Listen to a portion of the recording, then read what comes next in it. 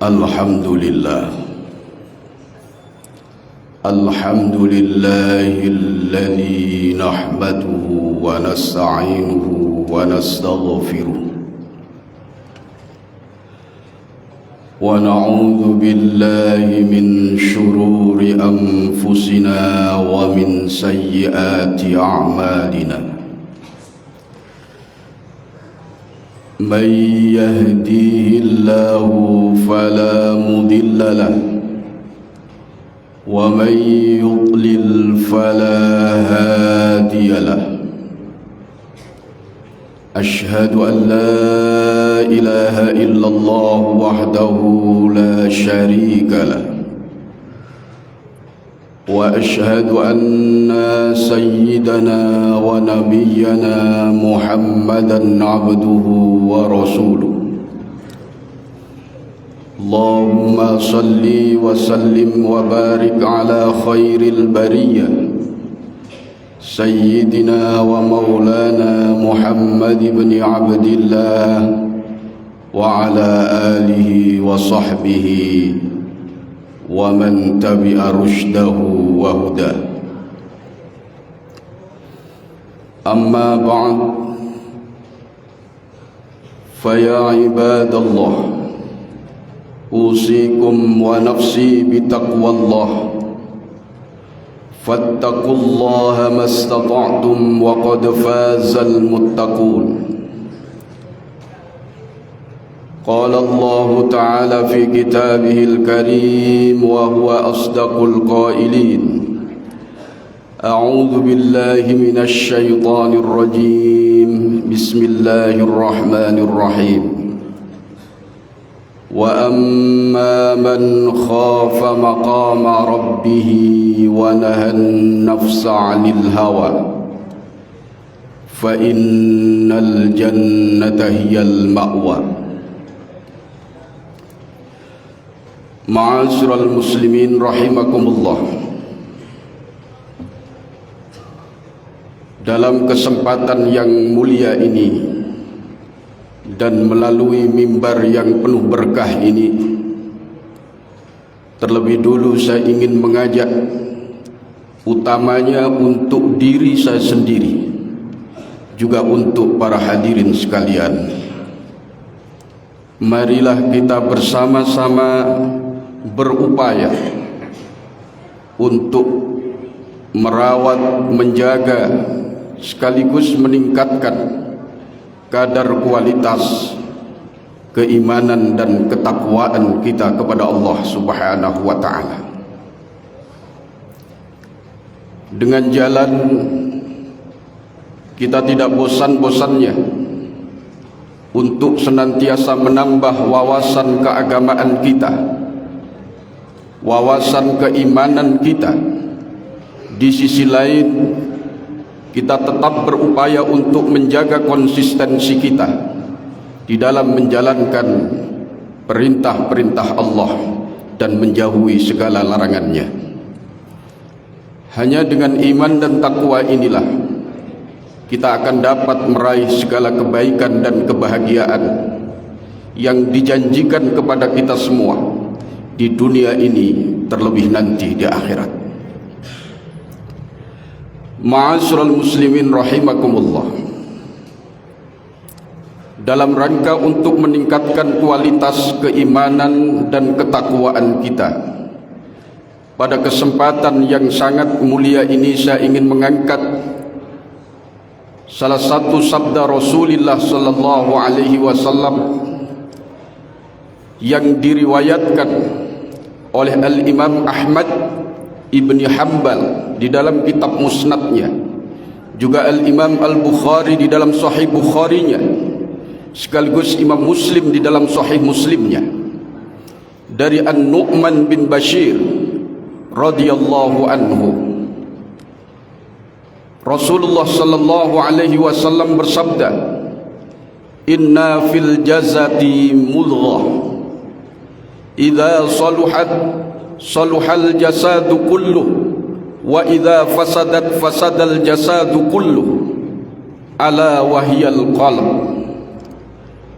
bahwa di dalam tubuh manusia itu terdapat segumpal daging, yang manakala segumpal daging ini baik, maka kata baginda Rasul, seluruh aktivitas manusia dalam tanda kutip ucapan maupun perbuatannya akan menjadi baik. Wa idza fasadat fasadal jasadu kullu, manakala segumpal daging ini buruk, maka seluruh aktivitas manusia pun juga akan menjadi buruk. Ini adalah hati manusia. Hadis ini dikomentari oleh para ulama bahwa hadis ini adalah hadis yang sangat agung. Bahkan para ulama mengatakan sepertiga ilmu syariat itu terkandung di dalam hadis ini.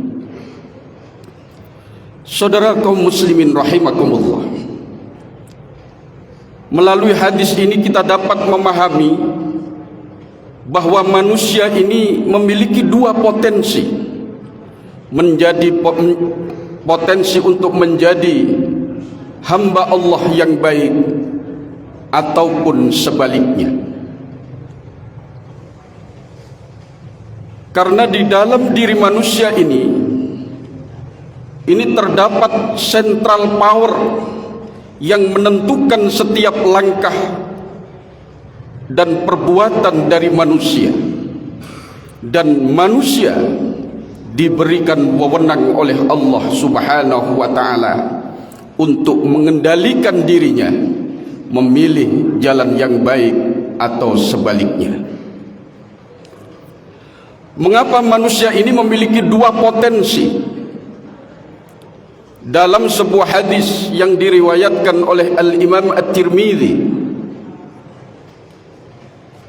dari Anas bin Malik radhiyallahu anhu, atau dari Abdullah bin Mas'ud radhiyallahu anhu, bahwa di dalam diri manusia ini sejak dia dilahirkan terdapat dua pendamping. Yang pertama, pendamping dari kalangan malaikat yang menyertai setiap aktivitas dan langkahnya, yang selalu memberikan bisikan-bisikan yang positif, bisikan-bisikan yang baik. Namun di sisi lain, sejak lahir manusia pun juga Allah menyertakan setan yang memiliki karakter sebaliknya, memberikan bisikan-bisikan yang menyesatkan kepada manusia ini. Mengapa Allah ciptakan ini?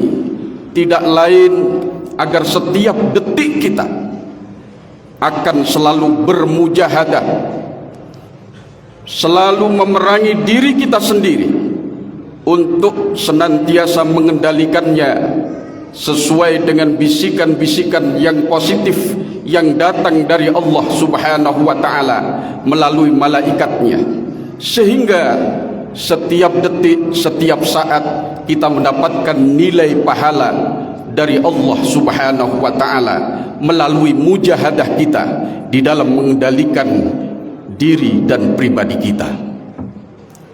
Kaum muslimin rahimakumullah, Al-Imam At-Tirmidzi meriwayatkan, fil qalbi lummatani, lummatun minal malak, di dalam hati itu terdapat dua pendamping. Rasulullah mengistilahkan dengan lummah. Secara kamus Arabiyah mengatakan al-lummah hiya sahib fis safar, adalah seorang pendamping yang selalu menyertai manusia. Tapi Al-Quran mengatakan atau mengistilahkan dengan qarin, sebagaimana di dalam surat Qaf ayat 23 dan 27. Keduanya adalah sama, yaitu dua buah makhluk dari Allah Subhanahu wa ta'ala yang menyertai dan mendampingi kehidupan manusia. Pendamping malaikat ini, kata Rasulullah, i'adum bil khair, Dia selalu membisikkan, memberikan ajakan-ajakan yang baik, yang positif. Wa tasdiqum bil haq, lalu kemudian membenarkan kebenaran yang sampai kepada dirinya. Dan yang ketiga adalah faman wajada dzalika falya'lam annahu minallahi azza wa jalla wal yahmadillah. Siapapun yang menemukan bisikan-bisikan itu di dalam hatinya, maka hendaknya dia memuji syukur kepada Allah Subhanahu wa taala, karena sesungguhnya itu adalah ilham, petunjuk dari Allah Subhanahu wa taala untuk dirinya. Dan yang kedua kata baginda Rasul, walummatum minal adwi, bisikan yang datang dari setan, i'adum bisyarri, selalu mengajak kepada keburukan, membisikkan hal-hal yang menyesatkan, wa takdzibun bil haqqi, mendustakan setiap kebenaran yang sampai kepada dirinya, wa nahyun 'anil khair, dan selalu mencegah kepada hal-hal yang baik. Maka kata baginda Rasul, faman wajada dzalika falyasta'id billahi minasyaitonir rajim. Maka hendaknya siapapun yang menemukan hal itu, hendaknya dia berlindung kepada Allah dari setan yang terkutuk. Saudara kaum muslimin rahimakumullah, inilah fenomena hati yang akan kita hadapi setiap kita akan melakukan langkah-langkah dari kehidupan kita. Di setiap tindakan yang akan kita lakukan, maka di situ ada kepentingan yang tarik ulur dari dua makhluk Allah Subhanahu wa taala ini. Maka tergantung kondisi hati kita. Malaikat memberikan bisikan melalui instrumen akal kita untuk mencernanya dengan baik, mana yang baik dan mana yang buruk. Sementara setan memberikan bisikan melalui instrumen nafsu kita yang selalu cenderung untuk mengajak kepada keburukan. Ini Allah tegaskan di dalam surat Yusuf ayat 53, wa ma ubarri'u nafsi innan nafsa la'ammaratum bisu. Maka ketika akal seseorang ini lebih dominan daripada nafsunya, maka nafsu akan tunduk pada kepentingan akal yang notabene akan selalu mengajak kepada kebaikan. Namun sebaliknya, ketika nafsu lebih dominan daripada akalnya, maka akalnya pun akan diperalat oleh nafsunya untuk kepentingan-kepentingan nafsu tersebut yang tidak lain adalah instrumen dari setan untuk menyesatkan manusia.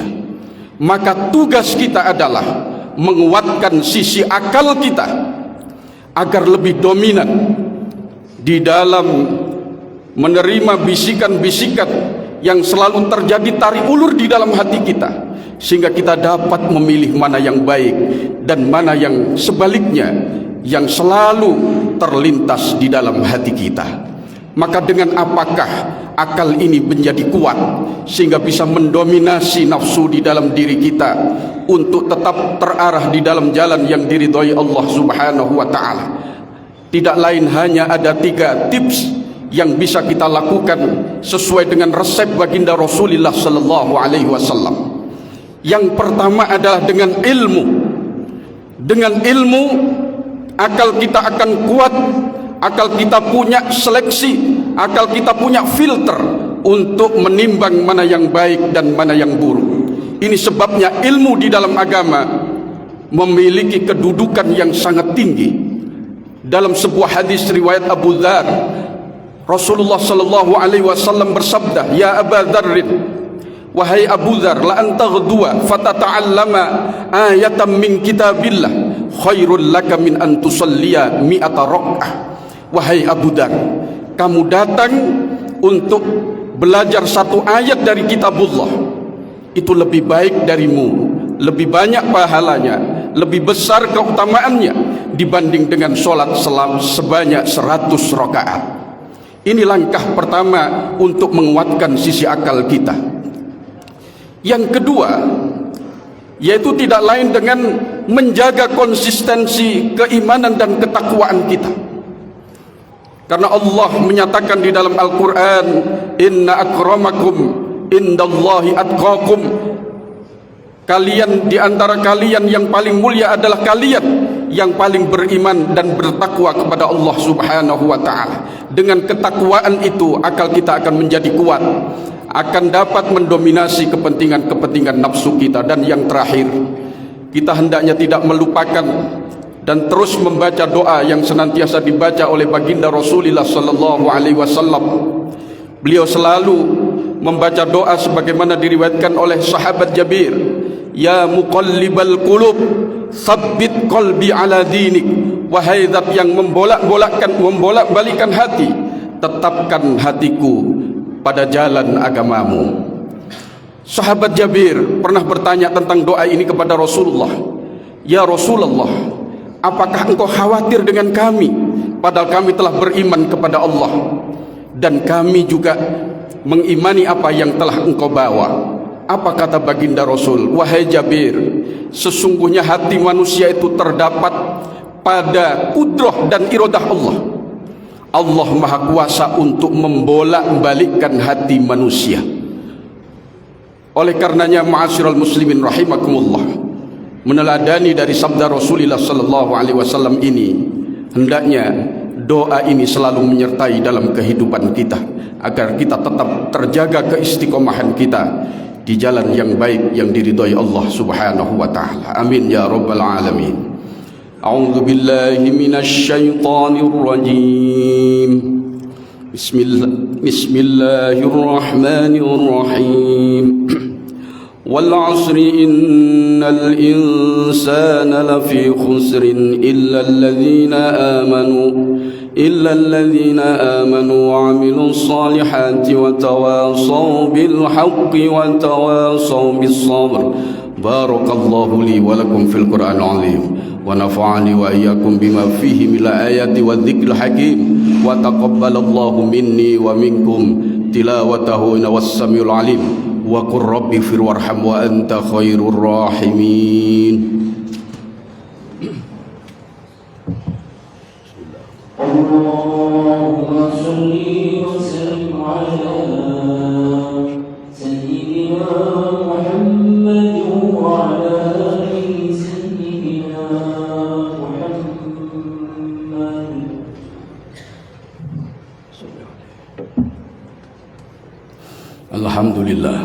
Alhamdulillahilladzi bi ni'matihi tatimmus shalihat wa bi syukrihi tazidun ni'am wa tarbul barakat. Asyhadu an la ilaha illallah wahdahu la syarika lah, rabbul ardi was samawat, wa asyhadu anna sayyidana wa nabiyyana Muhammadan abduhu wa rasuluh al-mab'utsu ila sairil makhluqat. Allahumma salli wa sallim wa barik ala sayyidi sadat sayyidina maulana Muhammad wa ala alihi wa ashabihi wa azwajihi at-tahirat. Amma ba'd. Fa ya ibadallah, usikum wa nafsi bi taqwallah. Fattaqullaha mastata'tum wa qad fazal muttaqun. Qala Allah Ta'ala fi kitabihil karim wa huwa asdaqul qailin. A'udzu billahi minasy syaithanir rajim. Bismillahirrahmanirrahim. Innallaha wa malaikatahu yusalluna 'alan nabi ya ayyuhalladzina amanu sallu 'alaihi wa sallimu taslima. Allahumma salli 'ala sayyidina Muhammad wa 'ala sayyidina Muhammad kama sallaita 'ala sayyidina Ibrahim wa 'ala sayyidina Ibrahim wa barik 'ala sayyidina Muhammad wa 'ala sayyidina Muhammad kama barakta 'ala sayyidina Ibrahim wa 'ala sayyidina Ibrahim fil 'alamin innaka Hamidum Majid. Allahumma warḍa 'anil khulafa'ir rasyidin Abi Bakr wa Umar wa Utsman wa Ali wa sa'iri ashabi Rasulillah jami'an. Alhamdulillah rabbil alamin. Allahumma ighfir lil muslimina wal muslimat wal mu'minina wal mu'minat al ahya'i minhum wal amwat innaka sami'un qaribun mujibud da'awat wa qadiyal hajat wa ghafirudz dzunubi wal khati'at. Allahumma kshif anna al bala' wal waba' wal ghala' wal fahsya' wal munkar wal shada'id wal mihana wal fitana wal qurub wal humur azana wal amrad wal alam wat ta'una ma la yakshifu ghayru min baladina hadha Indonesia khassah wa min buldanil muslimin العام إنك على كل شيء قدير.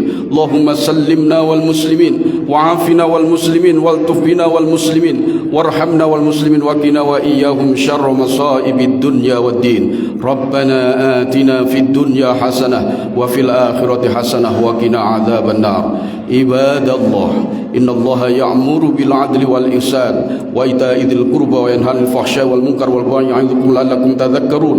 فاذكروا الله العظيم يذكركم واشكروه على نعمه يزدكم ولذكر الله أكبر.